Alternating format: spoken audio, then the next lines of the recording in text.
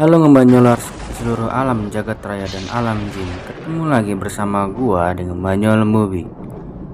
Gimana puasanya? Semoga lancar terus ya. Oke, kali ini gua mau ngebanyolin film action penuh intrik tentang perjuangan seorang ayah sekaligus mantan tentara khusus Amerika, atau bisa dibilang Special Force Rangers, yang diberhentikan karena kondisi fisiknya demi memenuhi kebutuhan ekonomi keluarganya.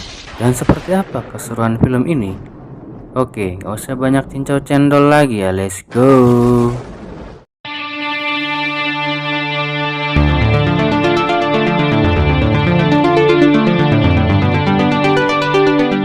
Film diawali dengan tokoh utama kita, Harper James, bersama keluarganya sedang mengikuti sebuah kegiatan di gereja. Scene dilanjut Harper yang sedang dalam masa rehabilitasi dan latihan, yang mana diketahui ia memiliki masalah kesehatan dengan lutut kirinya yang terlihat sobek di markas bernama Forbrack.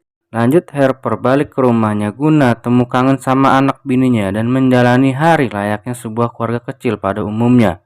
Sekaligus pelatih renang bagi anak yang bernama Jack di Ragunan, lengkap dengan kamera untuk didokumentasikan si Bunda Jack. Setelah itu kita melihat Harper yang mendapat telepon tagihan pinjol yang sudah jatuh tempo. Dilanjut ia mendapat telepon dari markas guna panggilan hasil tes rehabilitasinya.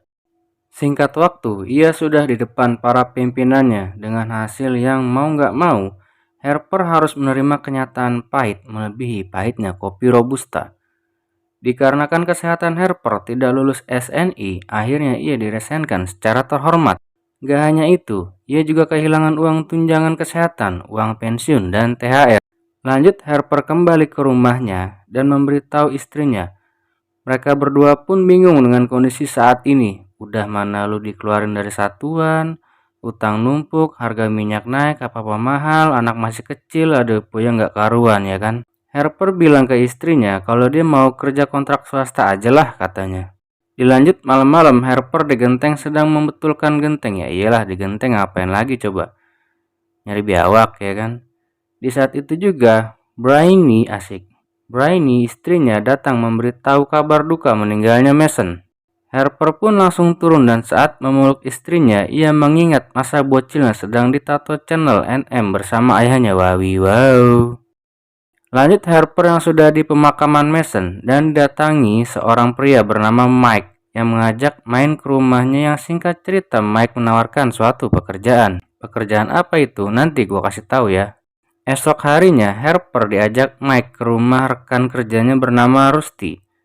Sesi interview pun dimulai, di mana isi percakapan mereka berdua ini membahas tentang rasa kekecewaan terhadap nasib mereka dan menawarkan yang belum jelas, tapi Rusty sudah mengiming-imingi uang dan fasilitas hidup yang akan didapatkan nanti. Rusty juga bilang kalau ayahnya Harper juga pernah bekerja untuknya. Dilanjut Rusty yang mengatakan sikon yang mengancam keamanan nasional di Jerman Berlin, sekaligus menjadi misinya yang akan memakan waktu 2-3 minggu paling lama katanya. Siapakah itu? Kita lanjut lagi aja ya.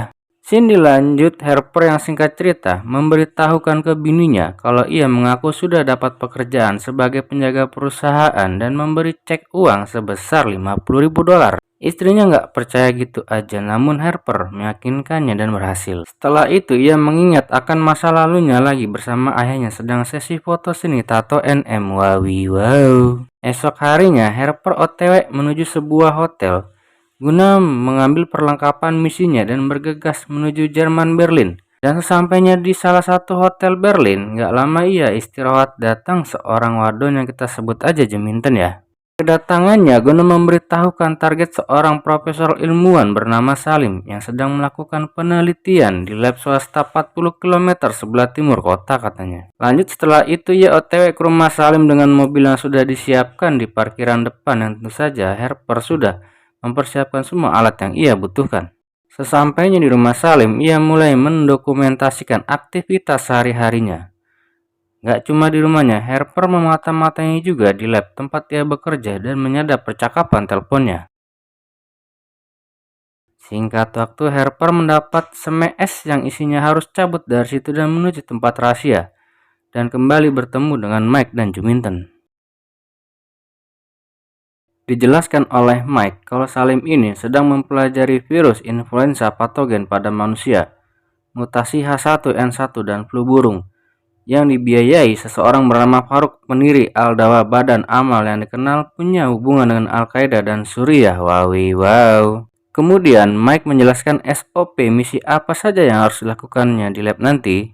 Singkat waktu, misi pun dimulai. Mereka berempat, Juminten, Harper, Mike, dan yang satu kita sebut aja Emen ya. Misi dimulai dengan menyandra satu penjaga guna membuka setiap pintu lab dengan biometrik jempol si penjaga itu. Gak lama, akhirnya mereka pun bertemu juga dengan si target Salim dan mulai menginterogasinya, yang dimana mereka bertiga hanya punya waktu 6 menit sebelum akhirnya polisi Berlin datang karena pos penjaga terhubung dengan polisi Berlin. Di saat bersamaan, mereka di-SMS Juminten kalau dia kena alat pemindai, yang artinya akan ada polisi Berlin segera tiba. Setelah selesai, mereka mengambil apa yang mereka butuhkan termasuk data-data, langsung bersiap cabut. Dan sebelum cabut, Harper diharuskan melenyapkan si Salim dengan membiusnya. Saat sebelum dibius, Harper sempat heran dengan ucapan Salim, di mana ia sempat berbohong akan cadangan data yang sebelumnya ia bilang di komputer, ternyata ada di brankas. Dan memperingatinya soal sama siapa dia bekerja sebenarnya. Harper pun bodoh amat apa yang dikatakan si Salim. Mereka bertiga langsung membakar tempat itu guna menghilangkan jejak. Lanjut, mereka setelah membakar lab langsung cabut ke titik penjemputan yang apesnya di saat bersamaan polisi datang menghadang dan ajang PUBG pun dimulai. Ajang PUBG pun dimulai dengan hasil Emen tumbang. Juminten ketangkep namun di fatality Harper guna menjaga rahasia. Kini tinggal Harper dan Mike ya. Mike yang sempat kena tembak digendong Harper, namun karena luka di lututnya ia sempat gak kuat. Lanjut, mereka berdua yang udah masuk gorong-gorong dan Harper langsung memberikan P3K ke Mike dengan memberikan asupan darah dari PMI. Setelah Mike enakan, gantian ia menolong luka lutut Harper yang sakit.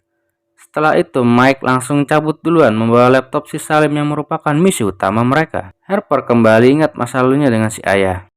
Dirasa Harper sudah enakan dan minum obat anti nyeri, Harper langsung keluar dan di sana ia melihat anak bapak sedang berburu dan Harper langsung mengambil baju dan makanan yang ada di mobil mereka. Lanjut, Harper OTW ke hotel yang sudah di booking untuknya dan menerima pesan selembar kertas dari dalam baterai remote yang berbunyi agar menghubungi Rusty kembali di jam 10 WIB dan diberikan obat kuat yang harus dikonsumsi setiap 6 jam. Gak lupa paspor dan ATM. Berita serangan mereka di lab pun viral di berita. Harper memesan tiket pesawat namun zonk. Ia juga belum mendapat kabar soal si Mike. Lanjut, ia OTW naik KRL dan membeli HP lengkap dengan kartu SIM-nya dan langsung menghubungi Rusty menanyakan kabar Mike. Rusty bilang kalau Mike gak pernah ke Berlin dan akan ada tim penjemputan yang akan menjemputnya dan mengantarkan Harper ke bandara. Rusty menanyakan lokasi Harper dan ia pun memberitahunya, namun lokasi itu banyak polisi. Dan Rusty langsung mengubah titik penjemputan ke arah jembatan Elsen. Sesampainya di lokasi, Harper kembali menelpon Rusty.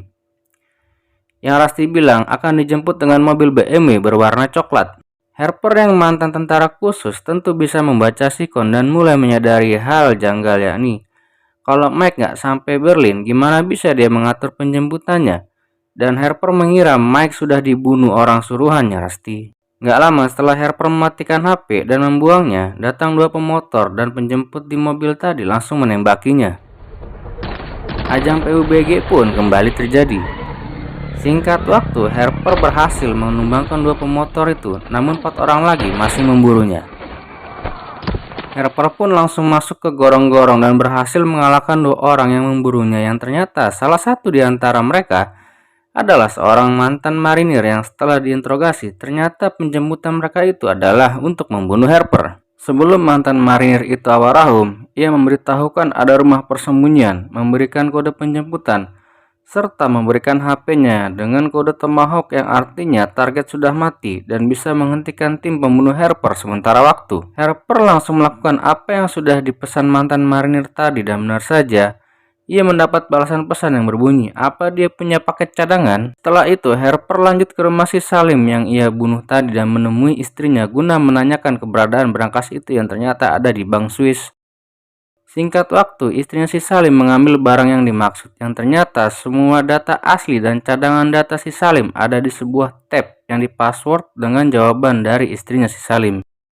Lanjut, setelah Harper mendapat tab itu, langsung menelepon nomor yang tadi diberikan si mantan marinir dan mengajak ketemuan di jam dan lokasi yang sudah ditentukan. Nggak lama, yang ditelepon Harper datang menjemput, yang ternyata seorang aki-aki dengan mobilnya, dan pas Harper masuk mobil, ia pun dibius dan saat sadar sudah sampai di rumahnya dan sudah diobati.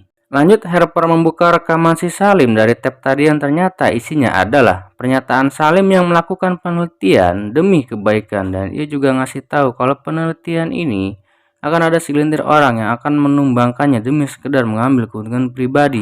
Harper sontak tak menyangka dan menyesal akan perbuatannya. Dan apa yang pernah diucapkan Rusty ke Harper dengan istilah keamanan nasional hanya sekedar bahasa ilusi semata. Wow, bisa gitu ya. Lanjut, Harper dan aki-aki itu lagi saik-saiknya ngobrol dan mama malam tahu-tahu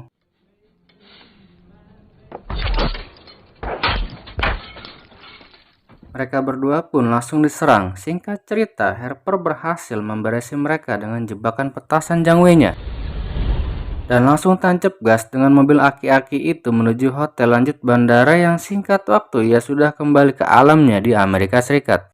Harper yang awalnya mau memberi pesan terakhir Mike ke istrinya Christine yang dikira sudah koit malah wow. Ternyata Mike masih hidup, lah kok bisa. Esok harinya, Harper membuntuti Mike sampai di parkiran atap gedung. Sesampainya di sana, adegan drama pun dimulai. Di mana Mike ini sebenarnya tahu kalau si Harper sedang diburu, namun ia bungkam. Ya, dengan kata lain, Mike sudah mengkhianati sekaligus membohongi Harper. Yang parahnya, Harper bilang itu misi bukan pencurian data biasa, melainkan obat untuk virus yang akan dilepaskan yang akan membuat miliaran orang menderita. Alasan Mike demikian dikarenakan upah yang besar demi anaknya yang berkebutuhan khusus. Harper merasa dipermainkan pun auto naik pitam dan Mike pun mulai minta maaf dan menyesal. Sempat Harper cerita soal ayahnya yang dulu saat dipecat tahu-tahu dia nggak pernah pulang dan Harper menguburkan barang-barang ayahnya guna supaya nggak ingat kenangan bersamanya. Dan ia dipaksa menjadi seperti ayahnya, gitu sih guys kurang lebih ya. Singkat cerita, Mike dan Harper memburu Rusty di kediamannya yang udah pasti dengan ajang PUBG dan Mike pun tertembak. Singkat waktu, si Rusty berhasil didor. Kok gampang banget ya? Lanjut, setelah Rusty yang sudah berhasil dikalahkan, mereka lanjut OTW balik dan di tengah perjalanan Mike pun gak ketolong dan memberi pesan terakhir untuk anak bininya. Biasalah itu ya kan. Mike berakhir dengan dibakar bersama mobilnya. Dan ia pun awaraum. Dan di scene akhir kita melihat Harper yang sedang melihat anaknya yang udah bisa renang dan memanggilnya. Dan film pun selesai. Gimana? Film yang penuh intrik juga bukan? By the way, di film ini sayangnya nggak dijelasin siapa itu Mason. Apa yang sebenarnya terjadi pada ayah Harper? Siapa dalang dari organisasi Rusty itu? Dan yang membingungkan, nggak dijelaskan lebih detail tentang data virus itu akan diapakan dan dikemanakan. Oke, masuk ke rangkuman film. Harper James, seorang tentara khusus Amerika yang dipaksa mundur dikarenakan kondisi kesehatannya. Kemudian diajak temannya Mike untuk menjadi tentara bayaran, kalau istilah kampungnya itu mercenary, yang terpaksa demi tuntutan ekonomi keluarganya. Di mana awalnya Harper mendapat misi Rusty yang penuh konspirasi dan dikhianati oleh Mike juga demi cuan yang pada akhirnya mereka bersatu kembali untuk menumbangkan si Rusty. Pesan dari film ini adalah jangan pernah sekalipun masuk ke suatu pekerjaan yang belum pasti bibit bobot bebetnya.